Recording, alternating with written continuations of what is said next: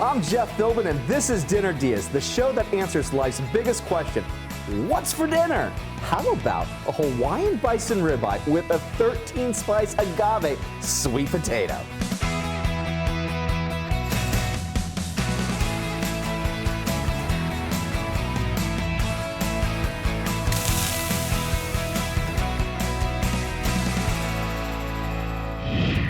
With me to show us how to make this delicious sounding dinner is our guest, Chef Richard Hales, owner of Hales Black Brick Tampa, and known for bringing the best Asian food to Florida. Today he's bringing us one of my favorite proteins, bison. Chef Richard, thanks so much for being here. You Awesome. are working with one of my favorite proteins. Tell us why it's probably one of my favorites and why it looks like it might be one of your favorites too. I love bison because it's healthier. The fat content's a little bit less, and especially when you're talking about something with ribeye, it's tons of marbling and beef ribeye, so this gives you a little less fat. I'm gonna trim a little bit off the top. Okay. Some of this, extra fat that you don't wanna, you never wanna cut into the skin, but some of this silver skin too, stick your knife underneath. Absolutely. And And then edge is it it back. easy to find bison? You can find it online. This is a wild bison, and we actually found a slug in this. So I'm telling you, the guy wasn't lying when he said it was bison. And it was fresh. It was ready to go for it there. And So- it looks as though from the size that we're working with, we're eventually going to have to portion this ourselves. Yeah, I like to buy the whole side, and this is actually half of a side, because then it's less expensive than when they portion it. The more they process it, the more expensive it is.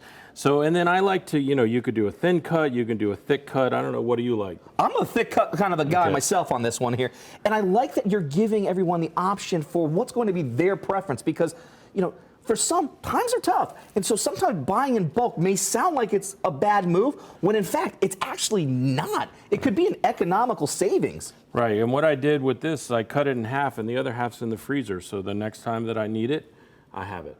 Absolutely. And how long would that keep in a freezer? I would say you don't want to keep anything in the freezer like this more than 6 months, but you want to wrap it really well. You want to put plastic and foil to protect it from the freezer. As well as dating frost. it too. I know Right. that is something that I go through at the house, and with my wife and I'm like, date everything for Right. that reason. Right, so what I'm going to do here is I trim some of the fat off. We still want to leave some of this cap on, and then I do about a 1-inch steak, and sometimes you can do this so you can see to make sure that you can do 1-inch steaks, and I think we're good there. So using a big knife is essential and key to this one Right. here.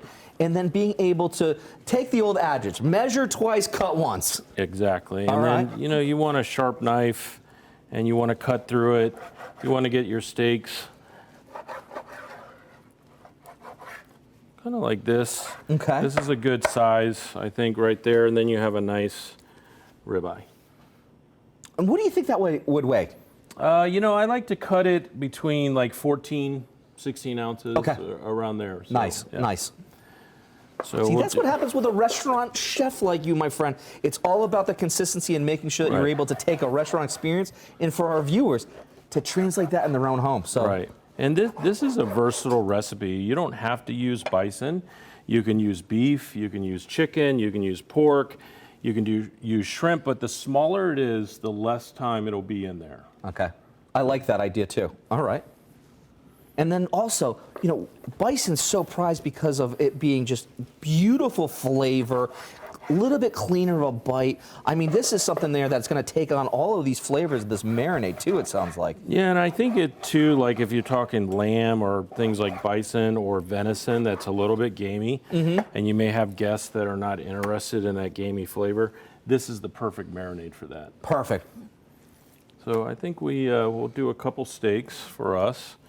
We'll leave that there. I love it. And if you see anything on the end that, if anything that's hard Okay. on the fat, you definitely want to take that off. You only want soft fat on the, these are kind of sinewy pieces. You don't want that in the marinade. And what would happen if you did have that? I mean, when you're using and looking at this, you're not just using it by sight and by weight. You are looking at everything to see exactly what you were just describing. A little bit of Right. that fat was coming off.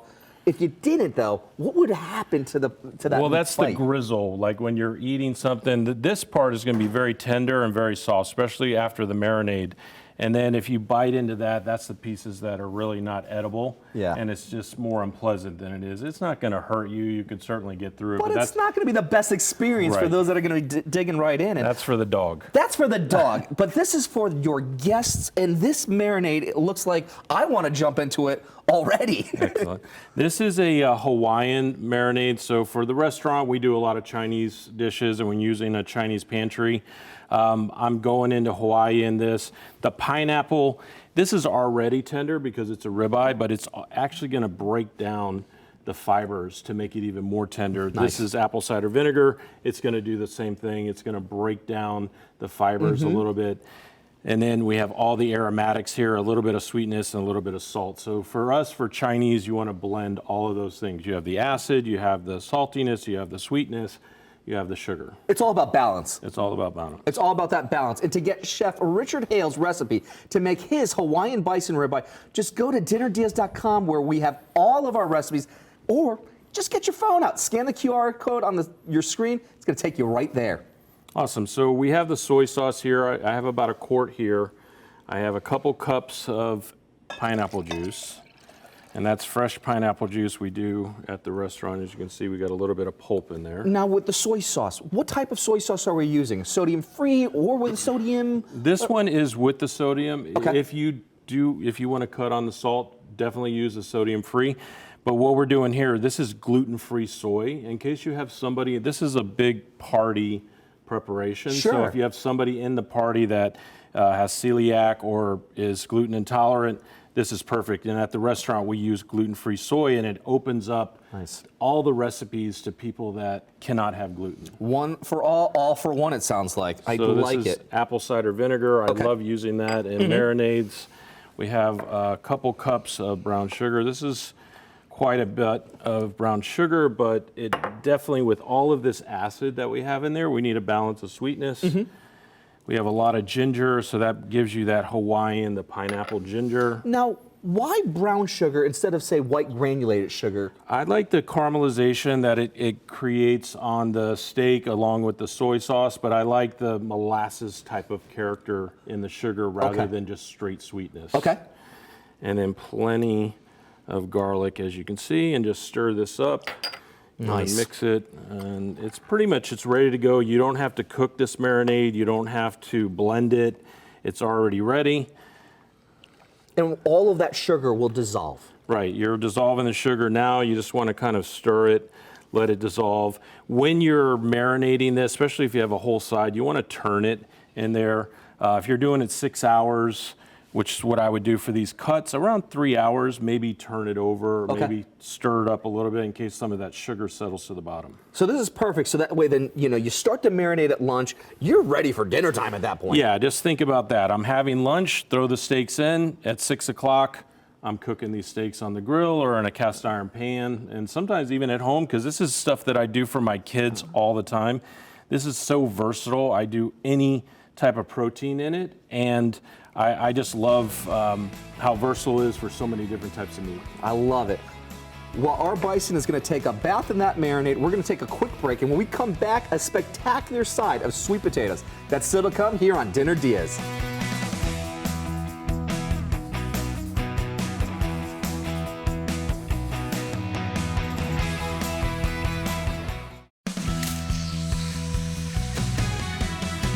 Welcome back to Dinner Diaz, solving your dinner dilemmas daily. Today, serving up his idea is Chef Richard Hales from Hales Black Brick in Tampa.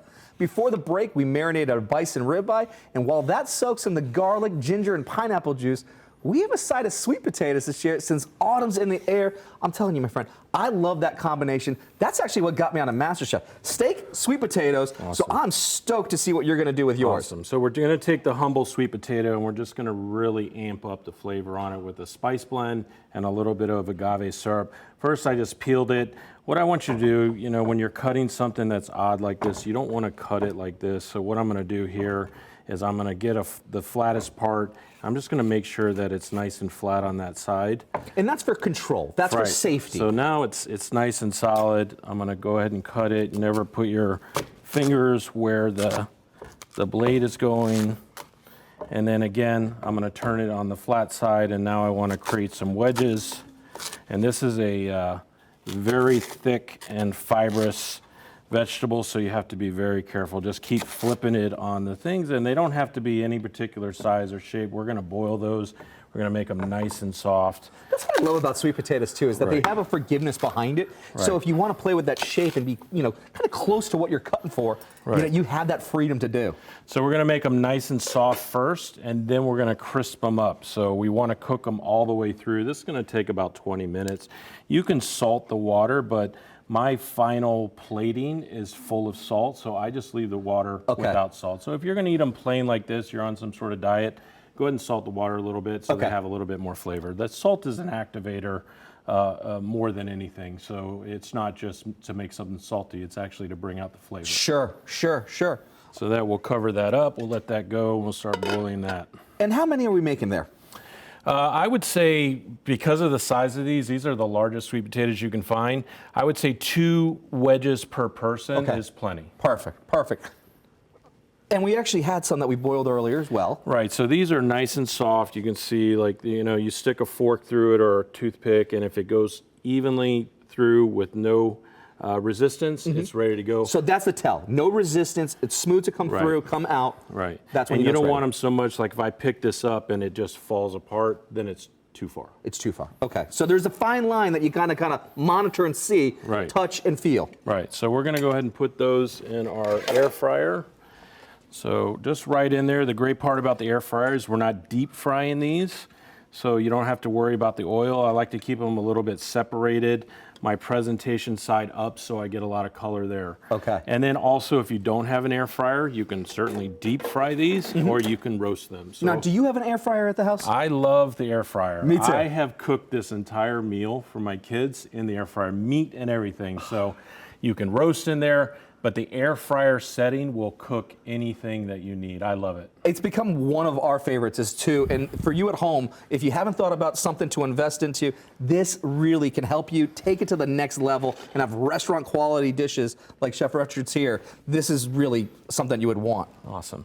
So the spice blend. So this is a lot, right? This is obviously more than what we're cooking today. But what I want for this is just like the marinade is something that is so versatile. You could use this spice blend on fried chicken, on shrimp, anything that you want that needs a seasoning, you can do it. So what I want you to do is, after we make this, put it in an airtight container, put it in your cupboard, and use it for the next half a year. Wow. For sure. Nice. So we're going to start off with this. This is the most chefy part of it. I took a star anise pod, I removed the seeds from it, and then I pulverized this in my blender. Nice. So if you want to smell that, you can see how strong it is for that little tiny amount. It still has that punch. Right, so that's a lot of fall flavor in there. This one is green Szechuan peppercorn powder. Just kind of dab your finger in there and put that on your tongue, and then watch how numb it gets by the time we get to the white pepper over here. And it's very aromatic. Smell that. It's almost like a very green flavor. Yeah, it is. And now it's starting to hit the tongue. Right. Now I'm getting that into it. Right. So this is a bouillon. You could buy this in your local store, but it's basically a little bit of a seasoned garlic. Okay. I don't know if you want to try it by itself. I do. Not, but it has sort of like a umami character to it. Yeah. This one is from Chengdu in Sichuan, China. Nice. This is lantern chilies and Tianjin chilies. I have this made for the restaurant and shipped here, and they're roasted and then dried. Okay. So we're going to add that for a little bit of spice. This is your standard white pepper. There's tons of white pepper in Chinese cooking. And then we're just going to mix this up. You always want to do this in a bowl because you want to be able not to have something with corners on it where you have a lot of salt in one area and you don't have the rest of the spices. So you just want to basically mix this up until it's completely incorporated, and this is ready to go. Okay. It is just like a over-the-top seasoned salt, and this is something that people pay a lot of money in stores to have somebody else make it for you in some factory somewhere, and you can make it for yourself at home, and you know exactly what's in it. There's no chemicals. None of that nonsense. Plus, there's a whole fun process behind it that you get to put your thumbprint into it, that you get to have that. And I think that's so cool. To get the details on everything you need for Chef Richard's 13-spice agave sweet potato, plus his Hawaiian bison ribeye, head over to dinnerdeas.com. And I know you're watching with your phone. Take it out. Get the camera app ready because you want to scan that QR code in the corner of your screen. Take you right there. So the next thing we're going to do, this is one of the finishing syrups, and this is, again, very versatile. We're using it for sweet potato. You can use it for pumpkin. You can use it on desserts. I do it on an apple pie. Nice. I mean, it's amazing. And if you want to smell that, this is, if you've heard of 5-spice, Yep. this is 13-spice. So they amp it up. There's like fenugreek in it and coriander and cumin and all of these great spices. So this is just a regular agave that you can buy at the store. And depending on how strong you want it, you can just mix it in. And this is so easy. Your kids can do it while you're doing something else. And you just want to... You know, what's also pretty cool about this too is the fact that, like, if you're entertaining having a dinner party, I'm gonna say you can use this for a cocktail. Put the rim together, put a little bit more flavor, and a little salt, and I mean, you got dinner and drinks, and everyone's having a party. Fall cocktail. Yeah. Pumpkin spice latte. I'm sold already on, like, you know, give me some bourbon into that, So and here, I'm ready to party. I want you to taste that. Tell me what you think. You know what's nice is you get the agave first, but now all those flavors are starting to come through, and it's in harmony. Awesome. I dig it. I dig that a lot. Awesome. All right. Well, we're going to take a quick little break, and when we come back, we're taking the steak to the grill. Right back here on Dinner DeeAs.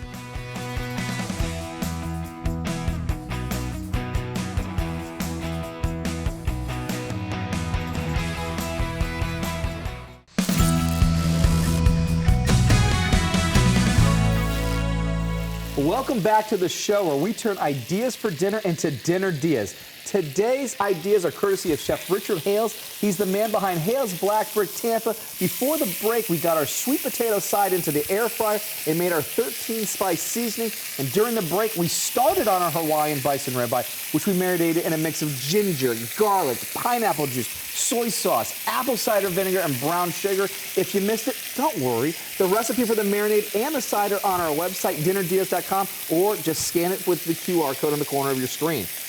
My friend, now what? This looks beautiful. Awesome. Yeah, so I have them in a cast iron pan. If you haven't invested yet in a cast iron pan, definitely do it. Holds the heat evenly so you can cook. It gets a little bit dark because there is a lot of brown sugar in this, but this is fine. This is all part of the crust, and once you slice it, it's beautiful. Awesome. So I'm going to cook these. I would do about 3 or 4 minutes on each side, depending on what you want. Flip it over. Get a nice crust on the outside. You definitely want to feel that crust on there. And when I rest them, I put a little bit of butter on top just to add a little more fat. All right, I love it. And how do you know when it's done? Well, I could tell you I touched my thing and I touched this, but I use one of these. This is perfect. I like them to go to about 117, 118. When they're resting, it'll go up another maybe 7 or 8 degrees. Yep. And it'll be a perfect rested rare.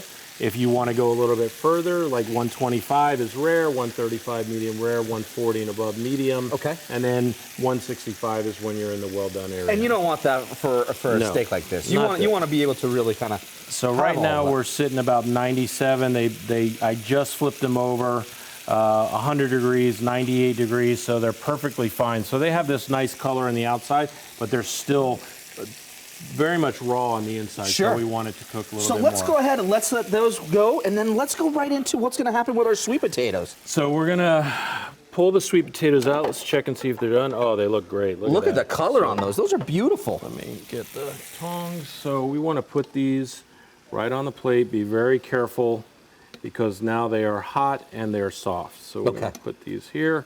You just want that nice brown color. Remember, we boiled these, so they're already like nice and soft. Put that back over there. Sure. And then that spice blend that we made, we're going to start with that. I'm going to put a little bit of that on top, and it's just, you know, you can kind of liberally put it on depending on how much. And then remember the red pepper that I got from Sichuan?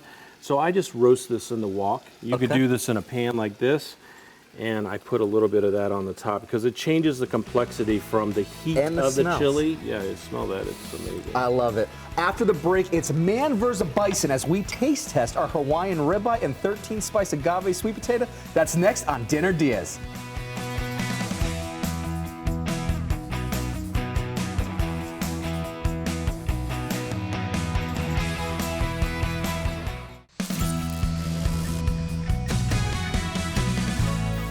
Welcome back to Dinner DeeAs. Chef Richard Hales from Hales Black Brick Tampa has been showing us how to make Hawaiian bison ribeye with a 13-spice agave sweet potato. It looks beautiful. You gotta follow us on Instagram to see how we plated these, because now it's taste test time. I don't even know where to begin, but this bite right here. I love the cap. I just, these are like the little nuggets of, you know, they get the most marinade, they get most caramelized. I love it. Right on. So good. That's next level. That is absolutely a next level move right there on all this. And we watched you in your element do something so beautiful to make this. Now, what is this here? That's my Chengdu mayo. We serve that at Black Brick. And this is just another layer of flavor for the sweet potato. Okay. So just give yourself a little swipe there. Wow. Absolutely a showstopper on all of this. The balance of flavors, nothing's overpowering one or the other. This is an absolute winner. Thank you. Fantastic. Thank you again to Chef Richard Hales. Please visit him for an amazing experience. My wife and I have done it. You will be in love with it. Check him out over at Hales Black Brick Tampa. It's right next to Raymond James Stadium. And visit us online at dinnerdeals.com to get his recipe and let us know if you make it for dinner. I'm Jeff Dover. Thanks for watching. See you next time for more Dinner DeeAs.